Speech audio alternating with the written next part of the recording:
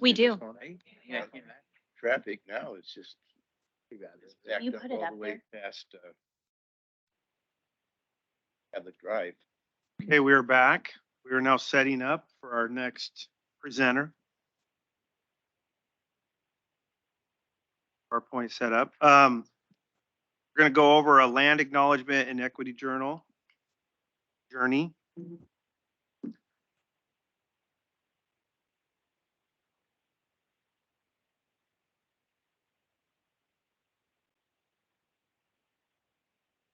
Okay, today we have with us Jen Stearns and Melissa Perkins Loneman. Hello, your time. I will control their behaviors.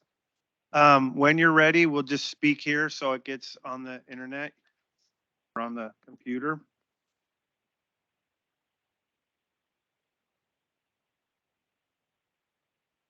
And then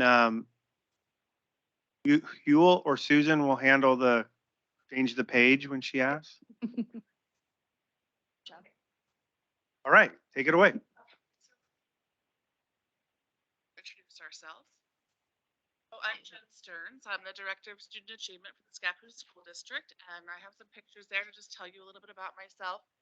One of my proudest moments as an educator was the 5 years that I served as principal of Grant Watts Elementary. And so you can see me there, dressed as a turtle, as I mentioned, costumes. That was our superheroes fun run that we would hold. It's a tradition that I started at Grant Watts, and they continue to do that fun run today. I love to travel. That's my husband and I in Italy, and I've got two amazing children that are now in their post-secondary journeys. They're studying to be a music educator like her dad, and they're studying to be a mortician. And so polar opposites, but family and education and serving our community are my passions. I wanted to share those pictures. I have the privilege of having Melissa as a teammate, and I'll let her. So I am Melissa Perkins, and I am a parent in the Scappoose, and I have a life in. I used to go to. I have two daughters in this, and I have elementary school, and then I have three younger kids. So I have six kids total, and I work at NARA, which is Native American Nation, and I work for a sub grant, which is funded by the CDC in helping Native American and lower.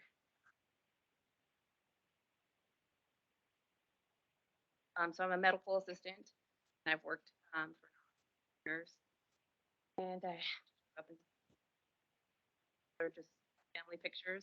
I'm married, kids, pictures, dad, my brother, my baby. Those are biggest represent my life because those are the biggest people, I guess, in my life. They have crossed over, but they are who I.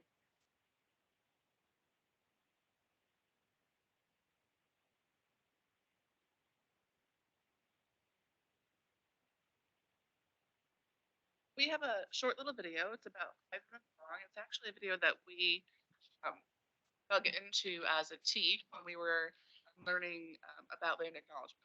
And so it's a real short video that we'd like to share with you today. It's on the next slide, but you might not be able to. That's okay. That's okay. So we'll make sure that we share the full presentation with you so you can take a look at this. It's a great piece to be able to begin to understand a little bit more of the why behind land acknowledgements, and it explains them. It's done through a student perspective, a student voice. And that was really important to me as an educator. When I think about my role as an administrator of the district, it's really to make sure that we're not making decisions that are going to benefit all adults. It's to make sure all of our decisions have a student focus and a student. So as we were trying to find information to be able to grow our understanding of language, first went to a student voice. So we'll make sure that you get this link so you can watch the video yourself. On the next slide, though, there are few of the reasons behind why we decided as a school district that we wanted to be able to jump into the work of building a land acknowledgement. And first and foremost for us, it was really to make sure that we were displaying a commitment to our continued learning as a district. We always want to be better tomorrow than we are today. We also wanted to make sure that we were centering healing and empathy and growth for all of our community and for especially our Indigenous members of our community. And we wanted to be able to acknowledge, um, as non-natives, we wanted to be able to acknowledge that we were really making sure that we were recognizing the historical wrongdoings um, that our Native Americans or Indigenous people experience. And that includes things, removal of Indigenous people, different legacies that really have impacted them for generations and that generational trauma that exists today. And we also wanted to make sure that as a school district, we're committed to equity work and that this was going to really create a basis for understanding and further meeting our goals and vision related to equity for all Indigenous people, but so all racially marginalized groups. On a more personal level, we felt like it was something that in my partnership with Melissa, we really had to center, I, as an administrator, had to center listening as our number one priority. And Melissa came to me as an Indigenous parent with students in our district and shared the struggles that they have experienced. And if we have one child in our district that feels unwelcome because of their race or their how they identify themselves, we have to do. So that was part of the motivation behind this. Why that was Yeah, so, part of the land acknowledgement stuff, because there's continued, things about, mascot being, an indigenous person, that goes to the school, that, the mascot Indian and not even within our own families and things when, discussion about graduation came up. One of the parents was like, "Well, I'm actually going to send an apology in with my graduation announcements, just apologizing to my family ahead of time. Like, I'm sorry about the just come." And I've grown up here, so I've just gotten used to it, and it doesn't really offend me much as it did when I was younger. And my daughters have, navigated different their high school experience here too. But I'm like, okay, well, what would make you feel more comfortable? And she's like, just at least if their intention of keeping the mascot is to honor us, they at least acknowledge that we're still here, that how they got the land, where whose land they're on. That was the first step. And, if we traveled, to kids to the pyramids or to the Mayan temples, I would take it as an education opportunity to tell them this is who was here and who built this. Or this is what it was, you know. So it would be a good opportunity to do that. For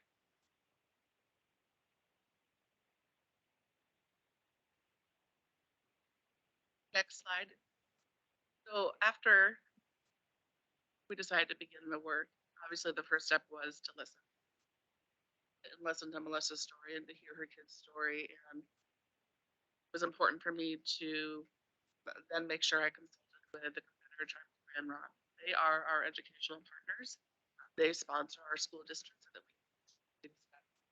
So in my capacity in the district, one of my hats that I wear is that I'm the liaison between Scapa School District and the Confederate Tribes of the Grand Ronde. So I sought their counsel and their advice. Um, they they wanted to be passively involved by providing examples to be able to work with, but they didn't want to be a part of constructing the land acknowledgement. They felt like the timing was one of those situations where we as a school district had to determine if it was the right time to be able to do something like that. And just engaging in the conversation and hearing Melissa's story and her kid's story, we knew this was absolutely the right timing. We had families that were concerned about coming to graduation because we were the Scappoose Indians, then we had to make sure that we were responsive to that. We're adjusting our mindsets to be the make the appropriate choice for these. So we built a collaborative team that's has a diverse representation that includes students on the team, parents, staff members, administrators. We do have a school board member that's on our team, and we have community members on the team. We started by centering and learning as educators. That felt right. And so we read articles together and we watched videos and we looked at samples of land acknowledgements and we really dissected the language. And that's some of what you see up here. I only opened up three, but had some of the language that we liked and we kind of worked through. We dissected it. We have stickers all over this. We have strike throughs, circles. We have comments. Really dug into the work of figuring out what felt right for us. We engaged in a ton of courageous conversations and some very difficult moments where we had to really show our gaps in the historical knowledge connected to Indigenous people. We had times where we had to show our vulnerabilities and really just grow and stretch ourselves over the work. And we were really intentional about centering relationship with one another as we were creating the draft that we're going to be sharing with you. We worked through words and phrases, and they went from just being single words or phrases into turning into sentences and eventually paragraphs. And the draft was born. For the next slide, kind of see who was involved in that process. So we've got all of the folks that have been participating in the process. You can see the different roles that people are serving from. So this is the group that has been working diligently. Then I brought a draft of this land acknowledgement, and you're going to see on the next slide. This is a draft.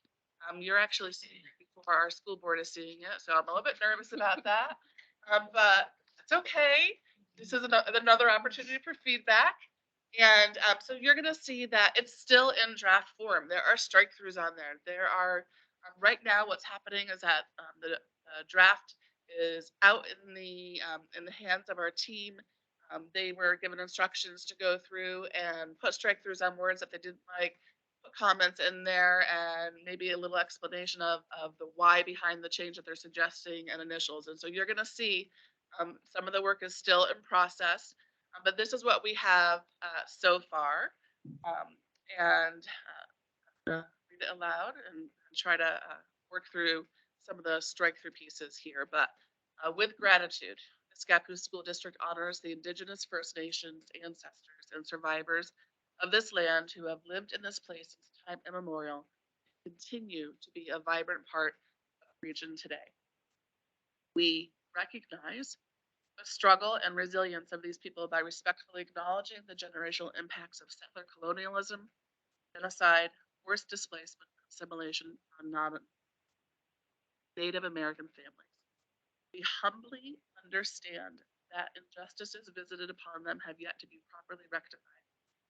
Wherever we now sit or stand and on which our schools rest, we strive to put our school's settler community in right relationships with Indigenous people of the past, present, and future.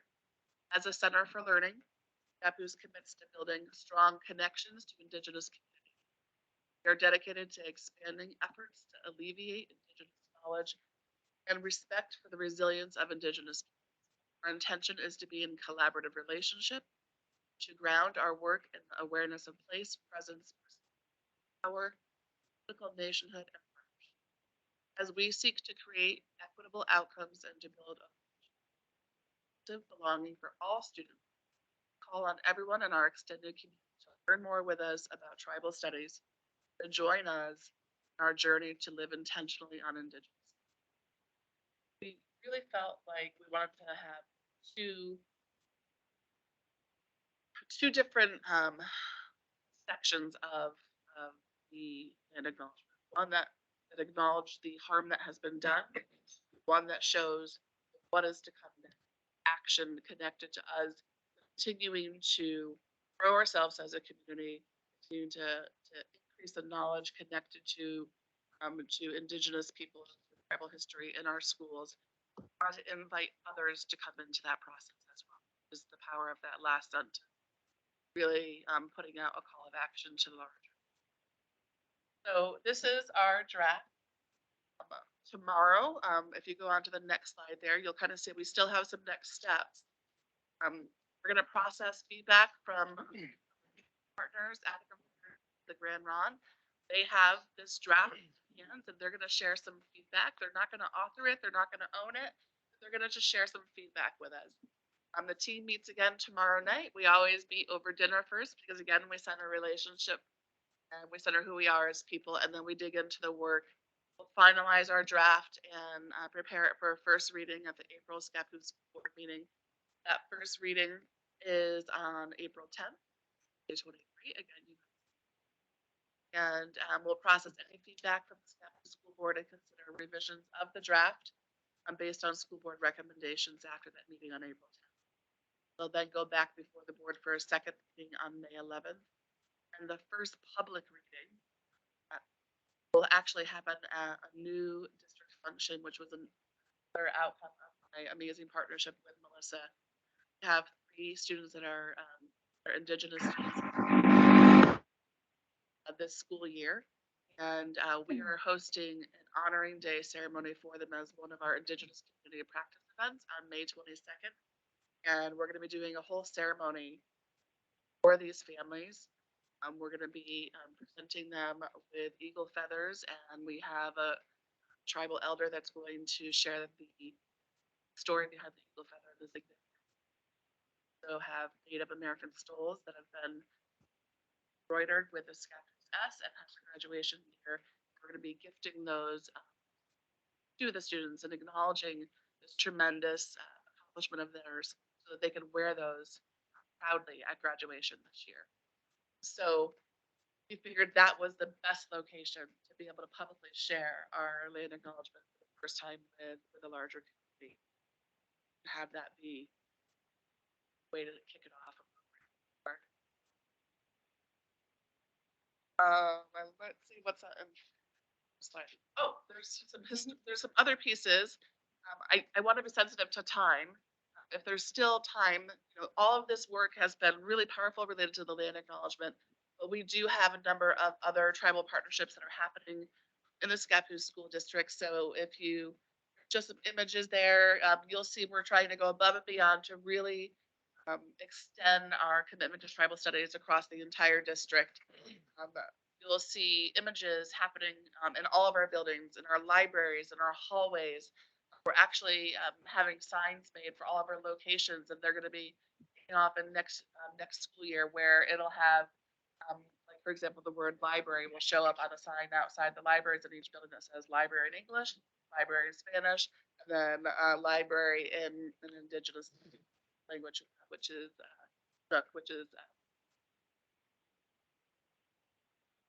You'll also see that we've got, even in our boardroom now, we have a wall that's dedicated to some of the history of tribal studies in our district. That's in the shadow box there. It has all the different federally recognized tribes in Oregon.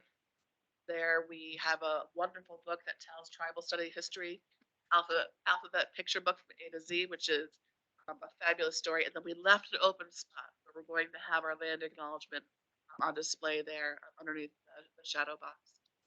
We are regular partners with the tribe. We are engaging professional development on a regular basis. Teachers are learning their curriculum tools, our lessons now, kindergarten through 12th grade. 2 of those pictures were when several administrators joined me. We went out to the reservation to be able to engage in some continued professional learning. They did a cultural presentation for us. It was actually the first cultural presentation after the pandemic, so it was a real honor to participate in that.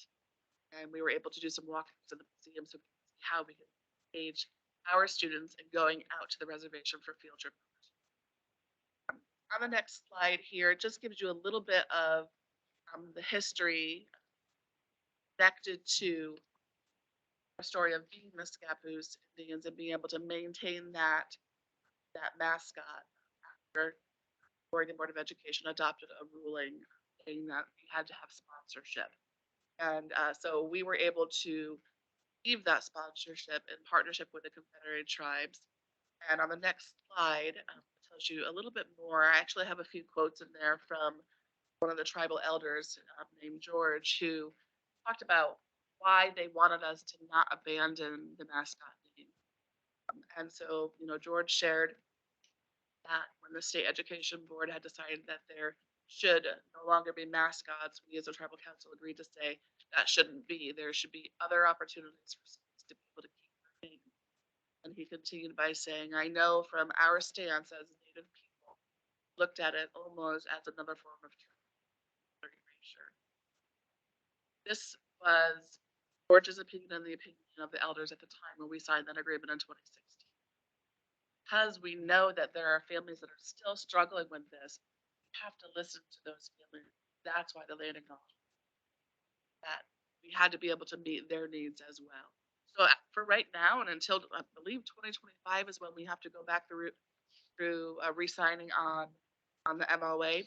We are the Scappoose Indian, but it is a mascot that we hold with pride, and we're working to be able to really educate our youngest learners in our community to be able to really understand the history, what that word means, and honor.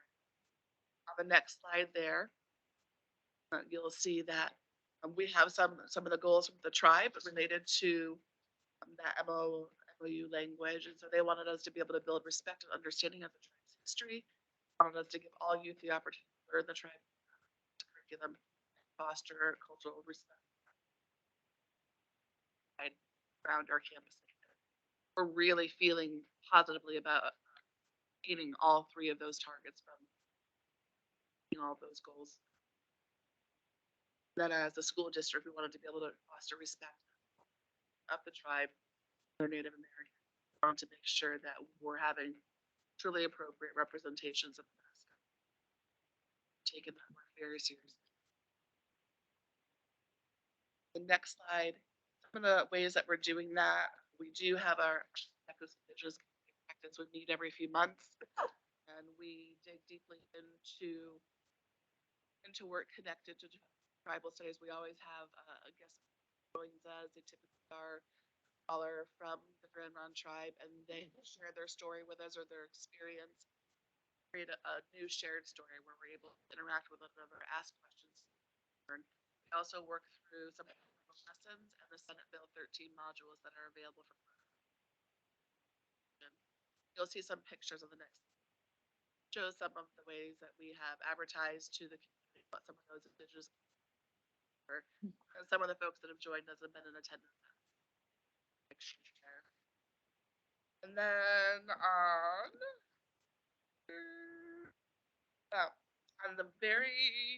the last slide. So some of the other things we're doing, we engage in the Confederate Tribes of the Grand Ronde lessons in our classrooms, kindergarten through 12th grade. We are learning from our tribal partners, and campuses are expanding the physical representations of land, plants, animals, and people throughout our school communities. Leah Holsworth does through J-Term, which is a program in our high school. She offers a tribal studies course. She's done that for the past 2 years. The first year, I think she had like 9 students. Last year, she had well over 20 students participate. And it's really amazing work. I was able to go in and observe a number of the lessons, and we had several members of the tribe in that time. We also have Cindy Edie, who's from our community, that has also co-taught tribal study. We also offered a tribal paddle J-term class this year at the high school, where we had an artisan from the Confederate Tribes for 5 days. They worked with the student class. They built gorgeous paddles, and they're actually going to use them on the water. They're going to actually go out onto the water and use the paddle to do a whole ceremonial piece. And it's really exciting work that both of those have been in partnership with our amazing staff at the high school administrator. We have the Oregon is Indian Country exhibit that is going to be here on loan to us from the Oregon Historical Society from May through June. It will be on, it'll be showcased at the honoring ceremony for our Indigenous graduates on May 22nd. It'll be here all the way through our high school graduation ceremony. So the entire community, when they come to graduation, will be able to interact with three 20-foot panels that tell the story of Indigenous people. And it's a beautiful exhibit, and many school districts, but I think we're one of the only school districts that actually has reserved this to be able to make it available to the community. We're thrilled to have that be a part of greater communities learning, benefit our students on our campus. We also reserve the Oregon This Indian Country traveling trunk for our fourth graders at Otto Peterson to hands-on artifacts to be able to engage in work connected to tribes. Always done a fabulous unit of study. Never actually had things to hold in their hands and to tell the story. So it was a really phenomenal experience. And we're working to potentially look at setting up tribal drumming together. So it's a scenario where this work has no finish line. Really trying to get to being something beyond just students. We're really proud of the work that we're doing. Um, we have the privilege of being invited in August. Our Tribes of the Great Huron holds an education summit, educators and administrators across the state. And because of our tremendous partnership with them, they are showcasing us, and they've asked us to present about being a powerful collaborative relationship with tribes. That looks like it's changing the culture. Really honored to be able to do that. And on the last slide, we always have an action for all of you. So, how can you, as a Scottsdale City Council, join district in this work?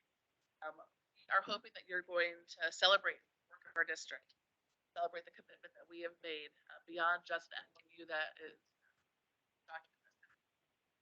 It is not that in our district. It is a living, breathing document that we engage with on a daily basis. We really are hoping that you understand and see that we are proud, and we actually see this as a responsibility. We, the staff, want you to celebrate that, because we are hoping that you will proudly recognize the SSD Land Acknowledgement once it goes to final draft and board approval, promote the value and the importance of the language.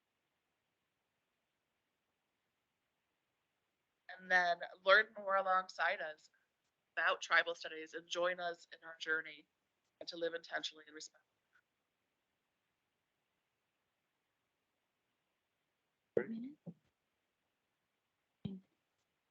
Amazing. Great. Do you know if we have any Native American teachers in our district at all? Aware of. I would have to probably get confirmation on that from Teresa Huff, our HR director. Off basic knowledge. Have teachers and classified employees from other marginalized groups.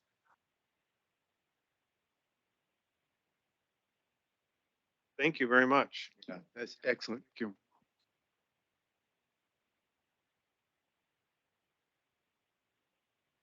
Can I ask what the paper, what are those? What's on the? This was just some of the work that I just put some examples of some of the work that we were doing related to language in there.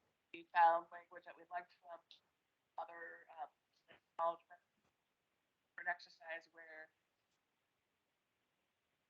we would go up and write it up on the up on these folks had a chance to be able to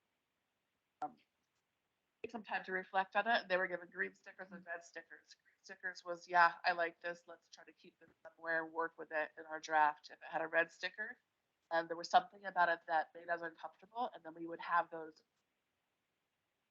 What about that word makes you feel like it's not the right? There's some hard conversations.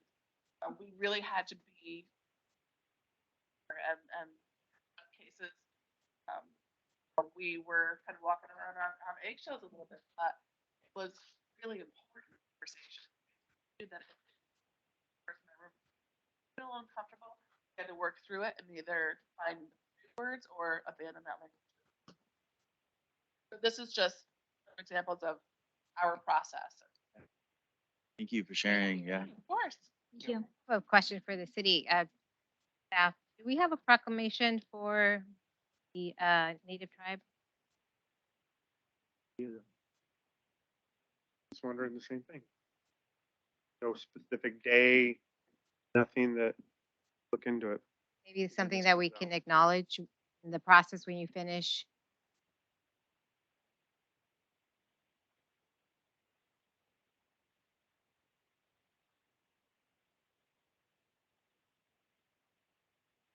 With live